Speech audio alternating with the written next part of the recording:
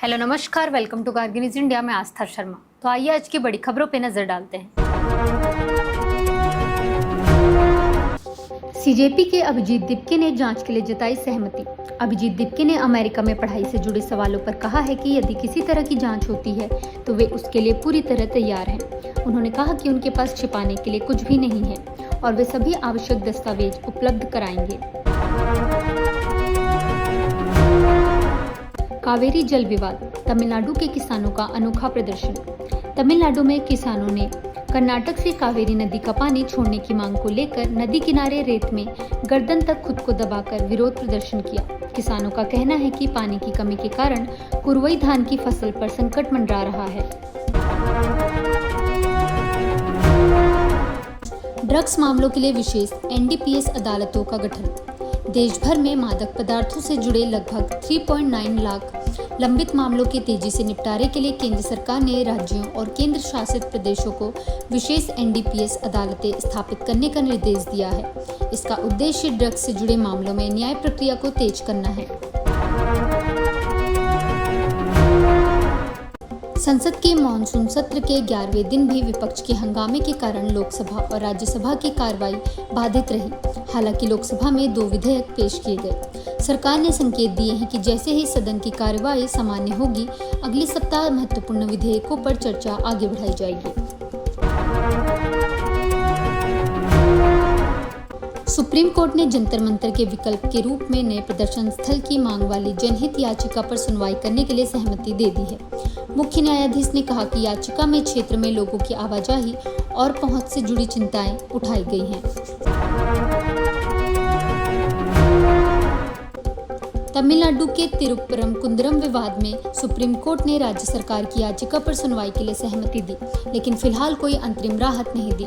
अदालत ने दीप जलाने की परंपरा पर सवाल उठाया, जिस पर राज्य सरकार ने कहा कि इसका कोई ऐतिहासिक रिकॉर्ड उपलब्ध नहीं है।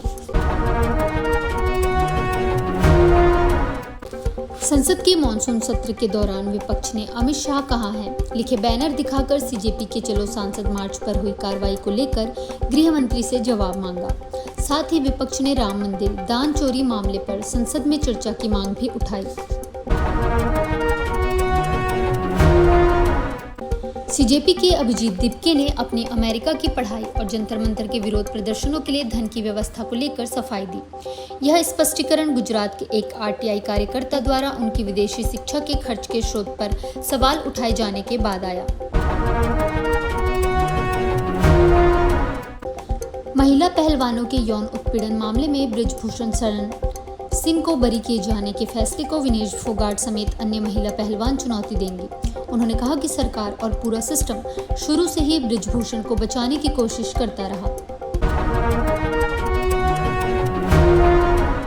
सुप्रीम कोर्ट ने स्पष्ट किया है कि उसका आदेश राज्य सरकारों को कानून के तहत छात्र प्रदर्शनकारियों के खिलाफ दर्ज एफआईआर वापस लेने से नहीं रोकता। कोर्ट के इस स्पष्टीकरण के बाद सीजेपी ने राज्यों से कार्रवाई की मांग की। सुप्रीम कोर्ट ने तमिलनाडु सरकार की याचिका पर सुनवाई के लिए सहमति दे दी, लेकिन फिलहाल कोई अंतरिम राहत नहीं दी। अदालत ने पत्थर के स्तंभ पर दीप जलाने की ऐतिहासिक परंपरा को लेकर भी सवाल उठाए।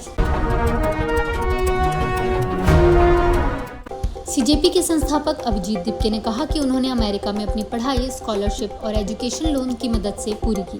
उन्होंने यह भी कहा कि भारत में उच्च शिक्षा आम लोगों की पहुंच से बाहर होती जा रही है। बांकीपुर उपचुनाव में प्रशांत किशोर की जीत। जन स्वराज पार्टी के प्रमुख प्रशांत किशोर ने बिहार के बांकीपुर उपचुनाव में पहले ही चुनावी पारी में शानदार जीत दर्ज की। उन्होंने करीब 50% वोट हासिल कर बीजेपी की मजबूत गढ़ में सेंध लगा दी।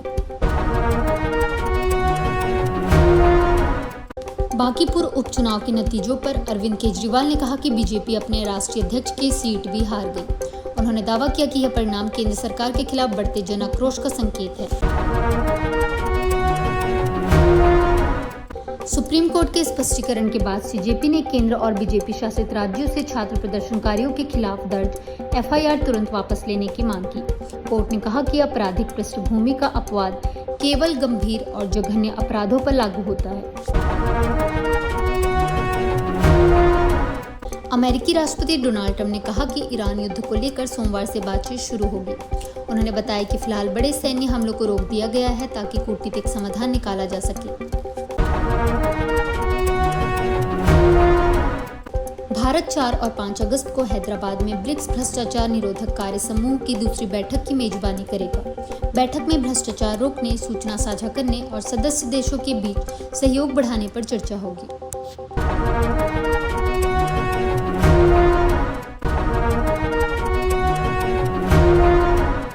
ये थी आज की बड़ी खबरें। बने रहिए गार्गी न्यूज इंडिया के साथ। मैं आस्था शर्मा, धन्यवाद।